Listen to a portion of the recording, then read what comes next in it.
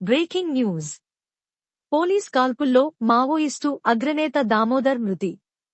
ఛత్తీస్గఢ్ బీజాపూర్ జిల్లా పూజారి కంకేర్ మారేడు బాక అడవుల్లో నిన్న జరిగిన ఎదురుకాల్పుల్లో తెలంగాణకు చెందిన మావోయిస్టు కీలక నేత మృతి చెందాడు. మావోయిస్టు తెలంగాణ కమిటీ కార్యదర్శిగా పనిచేస్తున్న బడే చొక్కా రావు ఆలియాస్ దామోదర్ పోలీస్ కాల్పుల్లో మృతి చెందినట్లు మావోయిస్టు పార్టీ ఈ రోజు ప్రకటించింది. ఛత్తీస్గఢ్లో నిన్న జరిగిన ఎన్కౌంటర్లో ఆయన మృతి చెందినట్లు మావోయిస్టు పార్టీ ఓ లేఖను విడుదల చేసింది. నిన్న జరిగిన ఎన్కౌంటర్లో దామోదర్తో పాటు మరో 17 మంది మరణించారు.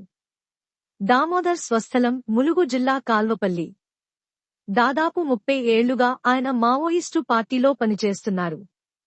ఎన్నో ఏండ్లుగా ఆయన పోలీసులకు మోస్ట్ వాంటెడ్గా ఉన్నారు. ఆయనపై ఛత్తీస్గఢ్లో 50 లక్షల రివార్డు కూడా ఉంది.